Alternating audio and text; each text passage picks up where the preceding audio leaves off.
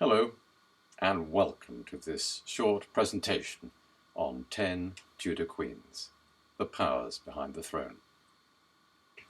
I'm Nicholas Henderson and I'm an accredited lecturer both for online Zoom presentations and in person at your meetings. From 1485, when at the Battle of Bosworth Henry VII became the first Tudor monarch, to 1603 and the death of Elizabeth I, the Tudor dynasty dominated the 16th century and all the tumultuous changes that took place, many of which are still with us to this day.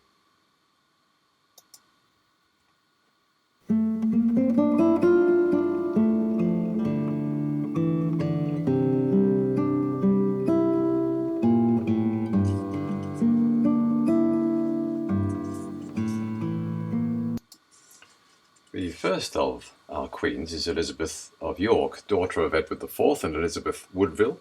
She married Henry VII in 1486 after his victory at the Battle of Bosworth, which marked the beginning of the Tudor dynasty. Together they had probably 8 children, and she died after the birth of the last. Sadly for her, Henry VII's mother, Margaret Beaufort, was the mother-in-law from hell. Even her enemy, Thomas Cromwell, said of Catherine of Aragon, if not for her sex, she could have defied all the heroes of history. Beloved by Henry VIII, his first wife for 24 years, her crime was to have borne only one living child, a daughter, Mary, and subsequently to have grown old.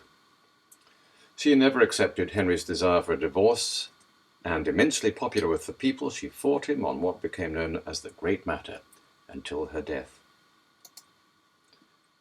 Anne Boleyn, the second crowned and most important wife of all the wives of Henry VIII.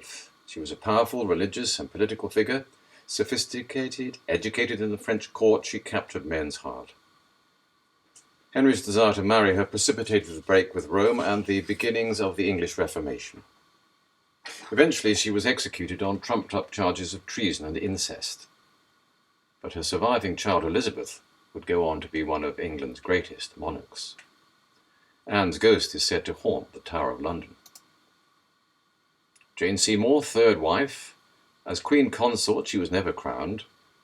She died of postnatal complications less than 2 weeks after the birth of her only child, a son, who became King Edward VI. She's buried beside Henry in St. George's Chapel in Windsor. Significantly, her marriage brought her 2 brothers, Edward and Thomas Seymour, into political power. Anne of Cleves, born in Dusseldorf, Duchy of Berg in 1515, Anne was a political match engineered by Thomas Cromwell, Henry's powerful chief of staff.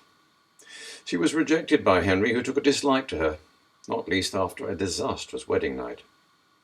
But later she became the king's beloved sister, being offered a very generous settlement including Hever Castle, the Boleyns' old home, and numerous properties, some of which still exist, like Anne of Cleves' house in Lewes.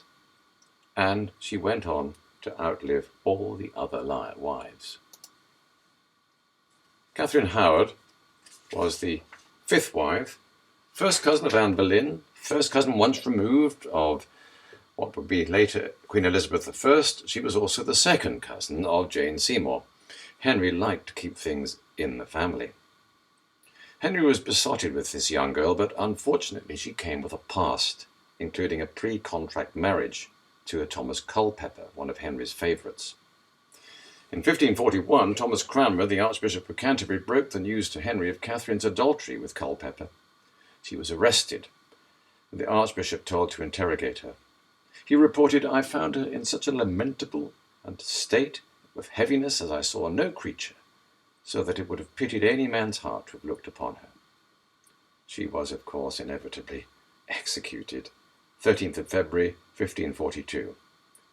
And it is said that her ghost haunts the gallery in Hampton Court. Catherine Parr, the final and 6th wife of Henry, She was a highly educated woman. She published 2 books, the second, The Lamentation of a Sinner, under her own name, the first woman ever to do so. Henry was her 3rd husband. After his death, she married Thomas Seymour, the love of her life. He was the brother of Jane Seymour, and unexpectedly, on her 4th husband, she became pregnant. Sadly, she died after giving birth to a girl called Mary. As a convinced reformer, she was given the first ever Protestant funeral in England. Lady Jane Grey, the 9-day wonder. Jane was the great-granddaughter of Henry VII and had a reputation of one of the most learned young women of her day. She was a committed Protestant.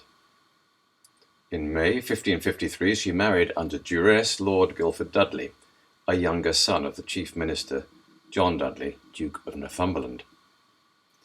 In that same year, the dying Edward VI wrote his will, nominating Jane and her male heirs to the crown, because his half-sister Mary was a Roman Catholic. She and her father and her husband were eventually executed for taking the throne. Executed by Mary, known as Bloody Mary. The only daughter of Catherine of Aragon, she's best known for her vigorous attempt to reverse the Reformation in England.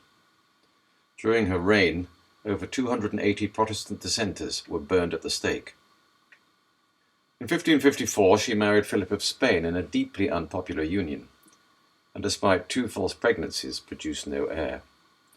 She died in 1558, probably of cancer.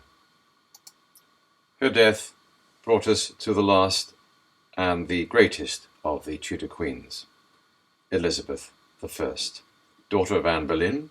One of her first actions as Queen was the establishment of the Elizabethan settlement, which settled the English Protestant Church, of which she became the supreme governor.